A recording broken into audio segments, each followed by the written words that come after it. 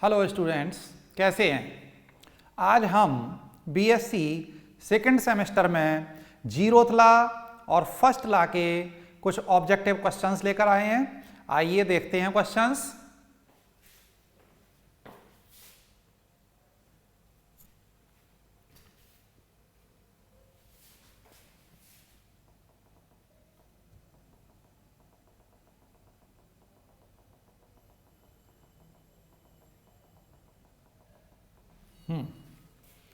पहला क्वेश्चन है, in an isothermal expansion the internal energy of an ideal gas. एक isothermal expansion में किसी आदर्श गैस की इंटरनल एनर्जी क्या होती है? इंक्रीज होती है या डिक्रीज होती है या कांस्टेंट रहती है या बिकम्स जीरो? इनमें कौन सा ऑप्शन सही है? तो देखिए, आइसोथर्मल एक्सपेंशन में क्या होता है भाई? टेम्परेचर T बराबर क्या रहता है? आइसोथर्मल एक्सपेंशन में टेम्परेचर कांस्टेंट रहता है, और जब टेम्परेचर कांस्टेंट है तो आइडियल गैस की इंटरनल एनर्जी टेम्परेचर का फंक्शन होती है, इसलिए U बराबर क्या होगा? कांस्टेंट रहेगा। और जब U कांस्टेंट है तो ये कह रहे हैं internal energy of an ideal gas क्या रहेगा? कांस्टेंट रहेगी। आइडियल गैस की इंटरनल एनर्जी आइसोथर्मल प्रोसेस के अंदर कांस्टेंट रहती है। इसका मतलब इसका जो ऑप्शन है सी करेक्ट है। और ये देखिए, रेलखंड में 2003, 11, 14, 15 कई साल ये क्वेश्चन आया है, तो काफी पूछा जाने वाला ये क्वेश्चन है। सेकेंड क्वेश्चन देखते हैं हम भाई। The heat given to an ideal gas in isothermal condition is used. इनका मतलब है कि आइडियल गैस है, आइसोथर्मल कंडीशन में यानी समतापी प्रक्रम में किसी भी आइडियल गैस को हीट दी जाती है, तब क्या होता है? तो देखिए, हमारे पास फर्स्ट लॉ ऑफ थर्मोडायनामिक्स क्या कहता है? dq equal to du plus dw। ये हमारा फर्स्ट लॉ ऑफ थर्मोडायनामिक्स है। और इसके अंदर अब हम क्वेश्चन अगर देखें तो the heat given to an ideal gas, अगर आइडियल गैस में हीट दी जाती है आइसोथर्मल प्रोसेस में, तब क्या होगा? तो for isothermal process T equal to constant, और T कांस्टेंट होती है आइसोथर्मल में, तो U का मान भी कांस्टेंट रहता है। U कांस्टेंट है तो इंटरनल एनर्जी में चेंज क्या आएगा? जीरो। जब इंटरनल एनर्जी जीरो हो जाएगी तो जितनी भी हीट देंगे हम, वो कहां खर्च होगी? किए गए कार्य में खर्च होती है। यानी कि ऑप्शन कौन सा सही है? B option is correct, in doing external work. ये बाहरी कार्य करने में खर्च होती है। आ गया समझ में? थर्ड क्वेश्चन लेते हैं भाई। Which of the following process is reversible? इनमें कौन सा प्रोसेस रिवर्सिबल है? हीट कंडक्शन रिवर्सिबल है, चेंज ऑफ स्टेट, डिफ्यूजन या रेडिएशन? तो देखिए, हीट कंडक्शन एक रिवर्सिबल प्रोसेस नहीं है, ये एक इरिवर्सिबल प्रोसेस है।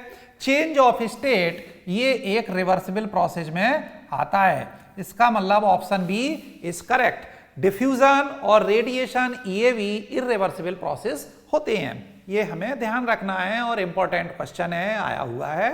नेक्स्ट क्वेश्चन देखते हैं। The specific heat of gas, किसी भी गैस की स्पेसिफिक हीट कौन कौन सी होती हैं? Cp और Cv होती हैं। Has only to values Cp and Cv। ठीक है भाई, Cp और Cv होती हैं, लेकिन Cp और Cv की भी वैल्यूज होती हैं।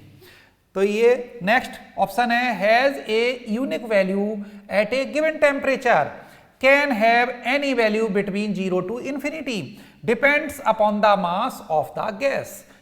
तो इसमें कौन सा ऑप्शन सही होगा? तो किसी भी गैस की स्पेसिफिक हीट कैसे होती है? आइसोथर्मल प्रोसेस हो सकता है, एडियाबैटिक प्रोसेस हो सकता है। आइसोथर्मल में T कांस्टेंट होता है, और एडियाबैटिक प्रोसेस में Q इक्वल टू कांस्टेंट होता है।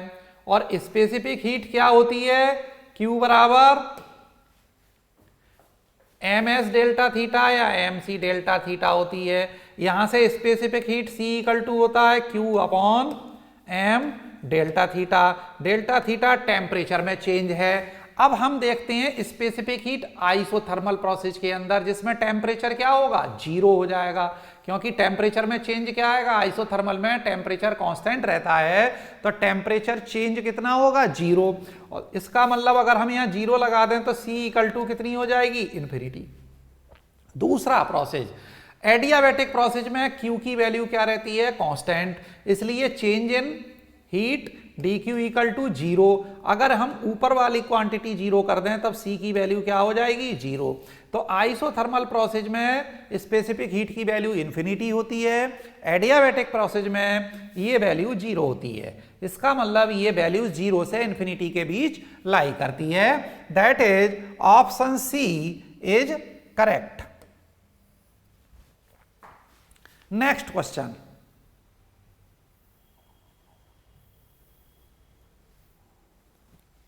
zeroth law of thermodynamics is related to temperature. Option B is heat, option C is internal energy और option D is work। तो zeroth law of thermodynamics किस चीज के concept को बताता है, तो ऊष्मागतिकी का शून्यवा नियम, ताप की अवधारणा को बताता है, कंसेप्ट ऑफ टेम्परेचर को बताता है। इसका मतलब इसमें option A is correct. Next question देखें, the first law of thermodynamics is conservation of.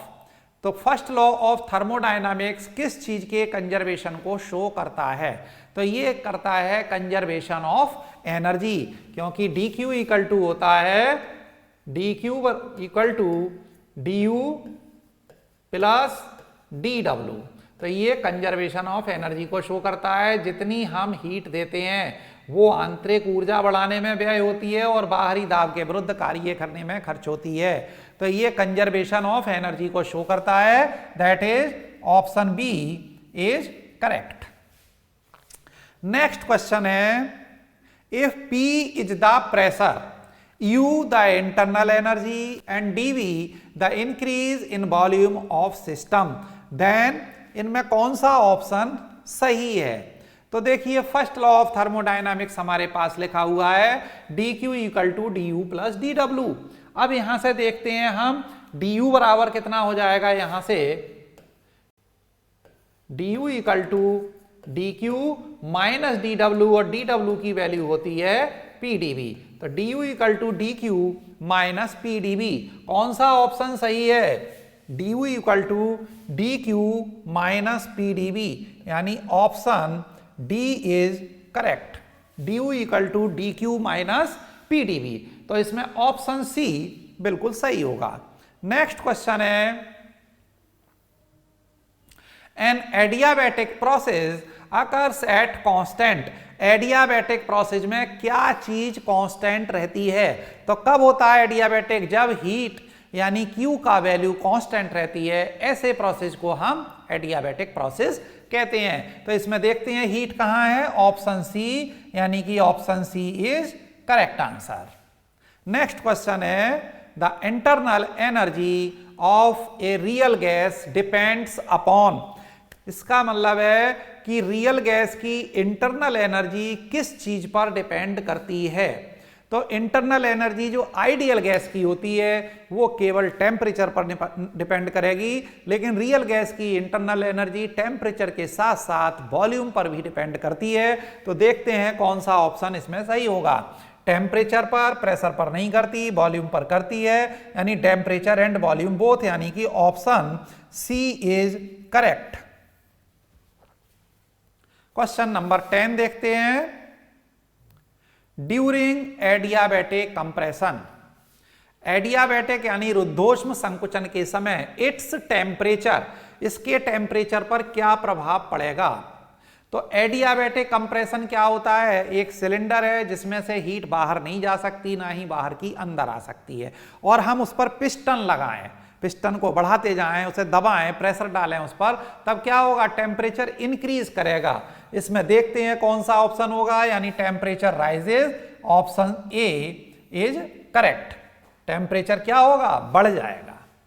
The work done during an adiabatic expansion of an ideal gas is, ideal gas में, ideal gas का adiabatic expansion में किया गया कार्य कितना होता है, यानी कि रुद्धोष्म प्रक्रम में किया गया कार्य क्या होगा।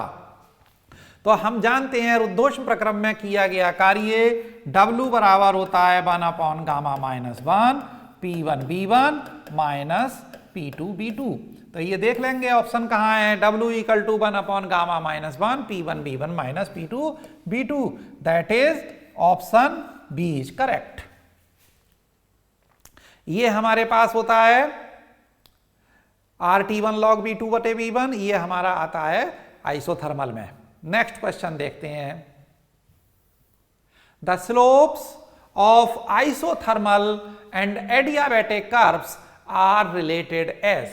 तो ये कह रहे हैं समतापी और रुद्धोष्म वक्र के ढाल में क्या संबंध होता है। तो हमने पढ़ा है कि एडियाबैटिक कर्व का स्लोप आइसोथर्मल कर्व से ज्यादा होता है, और कितना ज्यादा होता है, गामा गुना ज्यादा होता है। तो एडियाबैटिक कर्व का स्लोप बराबर होता है गामा इंटू आइसोथर्मल कर्व का स्लोप। इसका मतलब इसका ऑप्शन सी जो है वो सही है। ये हमारे पास बाई नहीं है, ये हमारे पास है गामा।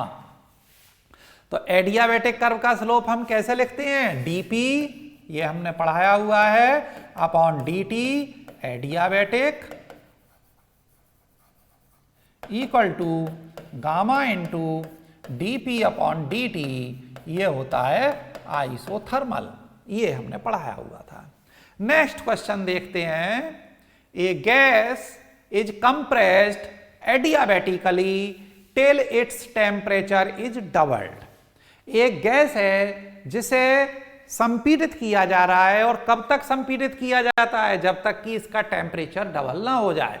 दैट इज T1 बराबर अगर हमारे पास T था, तो T2 इक्वल टू हमारा कितना हो जाए, टेम्परेचर डबल हो जाता है। The ratio of its final volume to initial volume. तो इसमें रेशियो पूछा है B2 अपॉन B1, क्या होगा। तो हम एडियाबैटिक रिलेशन देखेंगे कि एडियाबैटिक रिलेशन T और B में क्या होता है। तो हमने पढ़ा है T V की power gamma -1 equal to constant, ये हमने रिलेशन पढ़ा है, यानी T1 B1 power gamma -1 T2 B2 power gamma -1। यहां हमें पूछा है B2 upon B1, that is B2 upon B1 power gamma -1 equal to T1 upon T2। देख लेंगे यहां पर T1 अपॉन T2 है, तो T1 है T और T2 है ये 1/2 आएगा ये, यानी B2 power gamma -1 equal to 1/2 into B1 power gamma -1, यानी कि जो हमारे पास शुरू में जो हमारा वॉल्यूम था उसका 1/2 हो जाएगा।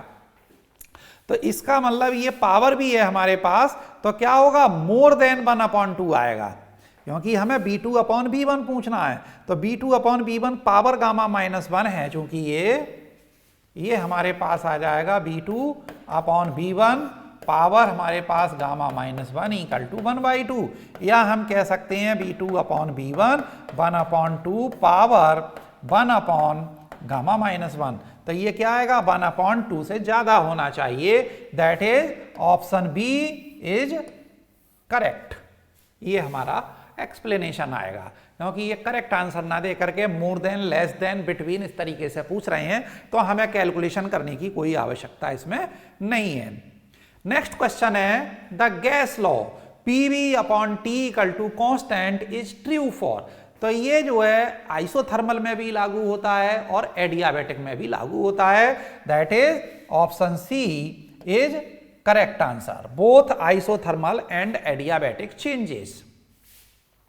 नेक्स्ट क्वेश्चन है, the volume of gas expands by 0.25 metre cube, यानी गैस का जो वॉल्यूम हो रहा है वो कितना एक्सपेंड हो रहा है, 0.25 मीटर क्यूब, इतना एक्सपेंड होता है। एट ए कांस्टेंट प्रेशर, जबकि P की वैल्यू दे रखी है 10 to the power 5 newton per metre, the work done, तो work done dW equal to होता है PdV, P की वैल्यू है 10 टू द पावर 3.25, तो ये हमारे पास हो जाएगा 250 और ये वर्क है m के यूनिट है तो 250 जूल, दैट इज आंसर इसका option C is correct.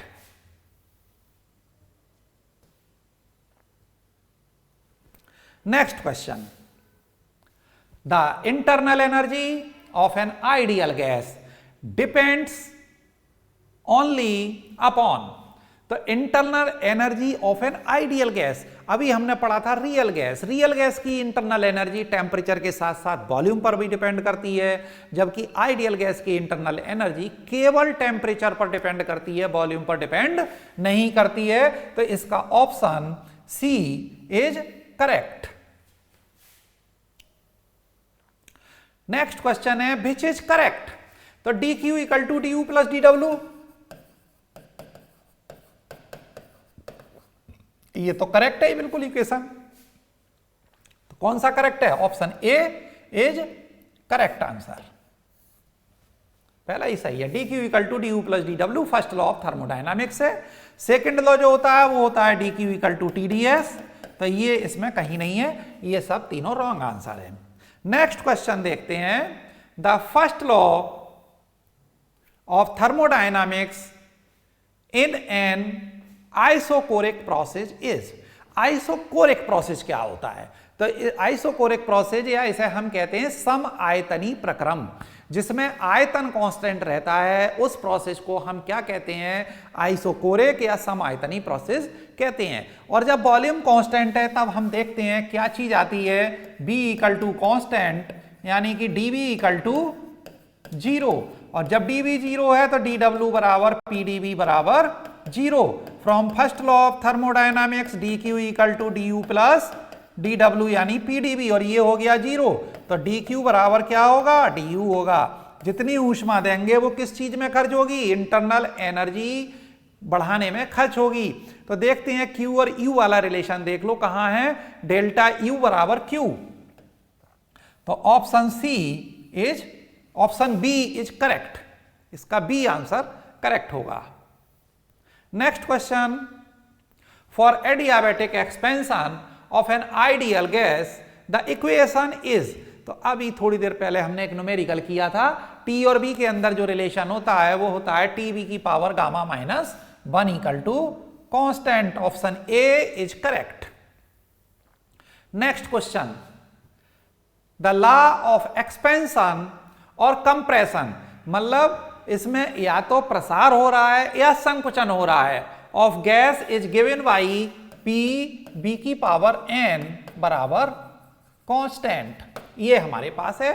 If n equal to 1 this change is named as, अगर n बराबर 1 कर दें तो PV बराबर कांस्टेंट हो जाएगा, और PV बराबर कांस्टेंट होता है आइसोथर्मल प्रोसेस में, तो आइसोथर्मल प्रोसेस आना चाहिए, तो इसके अंदर द लॉ ऑफ एक्सपेंशन और compression of gas is given by PV power n constant, if n equal to 1 then this is name as, B is option correct, isothermal process कहलाता है। Next question है, in a cyclic process the change in internal energy is, किसी भी cyclic process में internal energy में परिवर्तन क्या होता है, तो इंटरनल एनर्जी में चेंज देखना है, हमें एक चीज पता होना चाहिए कि इंटरनल एनर्जी केवल इनिशियल और फाइनल पॉइंट पर डिपेंड करती है, ये बात पर डिपेंड नहीं करती कि उसका पाथ क्या है, पाथ इंडिपेंडेंट क्वांटिटी ये होती है। और हमारे पास कौन सा प्रोसेस है, साइक्लिक, साइक्लिक प्रोसेस वो होते हैं जो जहां से शुरू हुए थे लौट करके वहीं आ जाए, इसका मतलब इसका इनिशियल पॉइंट और फाइनल पॉइंट क्या है, बराबर है, यानी UI और UF क्या है इसमें बराबर हैं, इसलिए इनका चेंज क्या होगा, 0 होगा, यानी इंटरनल एनर्जी में चेंज 0 आना चाहिए, that is option B is correct.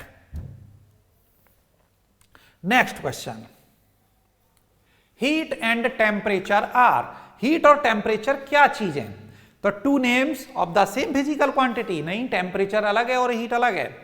Heat is the form of energy, सही है, while temperature is degree of hotness. तो हीट क्या होती है, इज द फॉर्म है, ऊष्मा जो है ऊर्जा का ही एक रूप होता है, जबकि टेम्परेचर हमें इस बात की जानकारी देता है कि कोई वस्तु ठंडी है या गर्म है, तो वो हॉटनेस की जानकारी देती है।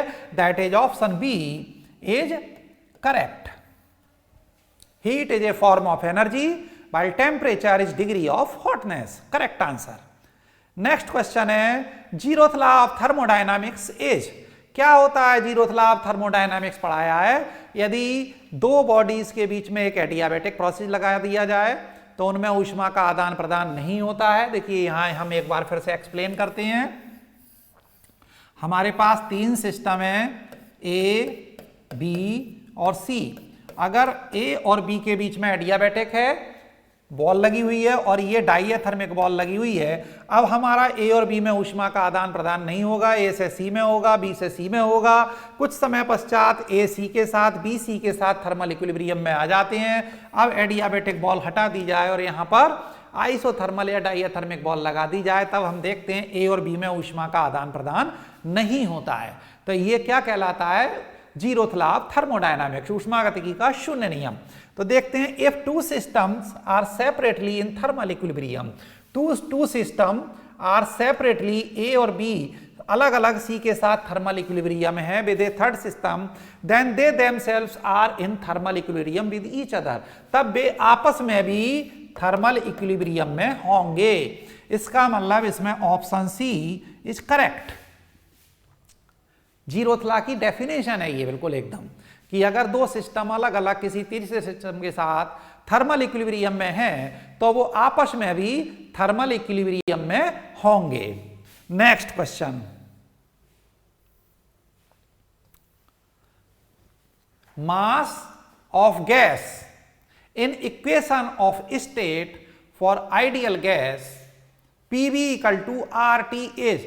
देखिए हमारे पास जो समीकरण होती थी PV इक्वल टू nRT या म्यू RT, वेयर हम कहते थे n या म्यू को हम कहते थे for mu gram mole gas. तो ये चीज क्या है, 1 ग्राम मोल है हमारे पास। तो देख लेते हैं कहां है ये 1 ग्राम मोल, ऑप्शन सी इज करेक्ट। यहां कहते थे 1 ग्राम मोल समीकरण क्या होती है, PV इक्वल टू RT, और अगर म्यू ग्राम मोल ले लिया जाए तो PV equal to mu RT।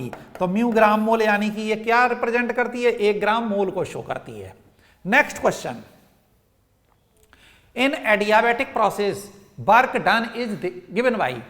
तो वर्क डन क्या होता है एडियाबैटिक प्रोसेस में, W इक्वल टू हमने पढ़ा है NR T1 minus T2 upon gamma minus 1, ये होता है, या mu R T1 minus T2 upon gamma minus 1। तो ये हम यहां देखते हैं NR T1 minus T2 upon gamma minus 1, option A is correct. ये आइसोथर्मल में होगा, ये कोई भी वर्क का फार्मूला नहीं है, तो option A is correct. Next question है 27, a system is called in thermodynamic equilibrium when it. तो थर्मोडायनामिक इक्विलिब्रियम हमने बहुत अच्छे से पढ़ाया हुआ है। 3 तरह के इक्विलिब्रियम होते हैं, थर्मल इक्विलिब्रियम, मैकेनिकल इक्विलिब्रियम और केमिकल इक्विलिब्रियम। यदि कोई सिस्टम किसी भी समय पर तीनों इक्विलिब्रियम एक साथ एग्जिस्ट करते हों तो वो सिस्टम थर्मोडायनामिकल इक्विलिब्रियम में कहलाता है। अब देखते हैं question, a system is called in thermodynamic equilibrium when it is mechanical equilibrium is present, बिल्कुल सही। दूसरा थर्मल इक्विलिब्रियम इज प्रेजेंट, ये भी होना चाहिए। केमिकल इक्विलिब्रियम इज प्रेजेंट, ये भी होना चाहिए। यानी all above 3 types of equilibrium are present, यानी ऑप्शन डी इज करेक्ट। ये तीनों तरह के इक्विलिब्रियम जब किसी सिस्टम में एक साथ होते हैं तो वो सिस्टम थर्मोडायनामिकल इक्विलिब्रियम में कहलाता है। यदि एक भी इक्विलिब्रियम की स्टेट डिस्टर्ब होती है तो वो सिस्टम थर्मोडायनामिकल इक्विलिब्रियम में नहीं रहता है। चलिए नेक्स्ट क्वेश्चन देखते हैं, for a thermodynamic system work done in a process depends upon. किसी भी थर्मोडायनामिक सिस्टम में किया गया कार्य किस चीज पर निर्भर करता है। देखते हैं इसमें किस चीज पर निर्भर करेगा, पाथ पर निर्भर करता है, state of the system, external pressure और नेचर ऑफ द सिस्टम। तो थर्मोडायनामिक सिस्टम जो है, वर्क डन जो है वो पाथ पर डिपेंड करता है। Option A is correct. हमने बताया था W सिस्टम बताया था IAF, W IBF और W ICF equal to nought. इस तरीके से एक हमने डायग्राम बनाया था। ये स्टेट थी, ये I स्टेट, ये F स्टेट, ये पाथ A, ये वाला पाथ B और ये वाला पाथ C। तो तीनों प्रोसेस में किए गए कार्य अलग अलग आते थे, इसलिए ये सिस्टम क्या था, पाथ पर डिपेंड करता है। तो किया गया कार्य पाथ पर निर्भर करता है। Option A is correct. The value of gamma in case of mono atomic gas. Mono atomic gas में एटॉमिसिटी की वैल्यू क्या होती है? तो ये वैल्यू होती है 1.66 और डाई एटॉमिक में हमारे पास होती है 1.4 और पॉली एटॉमिक में होती है 1.33। ठीक है, ये याद रखेंगे। नेक्स्ट क्वेश्चन है the internal energy of A system is. किसी भी सिस्टम की इंटरनल एनर्जी क्या होती है? Thermodynamic variable, thermodynamic function, universal constant या ऑलवेज जीरो। तो ये थर्मोडायनामिक फंक्शन होती है। हमने कौन कौन से थर्मोडायनामिक फंक्शन पढ़े हैं? हमने 4 थर्मोडायनामिक फंक्शन पढ़े हैं। कौन कौन से होते हैं? इंटरनल एनर्जी फंक्शन होता है, हेल्महोल्ट्ज फंक्शन होता है, उसके बाद हमारे पास एंथैल्पी होती है, गिब्स फंक्शन होता है। तो ये हमारे 4 फंक्शन होते हैं। तो इंटरनल एनर्जी जो है थर्मोडायनामिक फंक्शन होती है। नेक्स्ट क्वेश्चन है the internal energy of an ideal gas at constant temperature is. तो ये क्या करती है? इंडिपेंडेंट ऑफ टेम्परेचर होती है या जीरो होती है या वॉल्यूम पर डिपेंड करती है या नन ऑफ द एबव। तो हम देखेंगे आइडियल गैस की जो इंटरनल एनर्जी होती है एट कांस्टेंट टेम्परेचर क्या रहती है? हमेशा इंडिपेंडेंट होती है वॉल्यूम से, इंडिपेंडेंट ऑफ वॉल्यूम। ये वॉल्यूम पर निर्भर नहीं करती। केवल किसका फंक्शन होती है आइडियल गैस की इंटरनल एनर्जी? केवल टेम्परेचर पर डिपेंड करती है। और रियल गैस की इंटरनल एनर्जी टेम्परेचर के साथ साथ वॉल्यूम पर भी डिपेंड करती है। Next question, in an isobaric process work done is. तो आइसोबारिक प्रोसेस में किया गया कार्य कितना होता है? तो आइसोबारिक प्रोसेस में किया गया कार्य W बराबर P B2 माइनस B1 होता है, यानी कि option B is correct. Option B इसका करेक्ट आंसर होगा और ऑप्शन ए आइसोथर्मल प्रोसेस का है। नेक्स्ट क्वेश्चन है zeroth law of thermodynamics is related to. तो ये जीरोथ लॉ ऑफ थर्मोडायनामिक्स किस चीज से रिलेटेड होता है? ये कंसेप्ट ऑफ टेम्परेचर को बताता है, ताप की अवधारणा बताता है, यानी option A is correct. Next question, for the same increase in volume work done in an isothermal process is.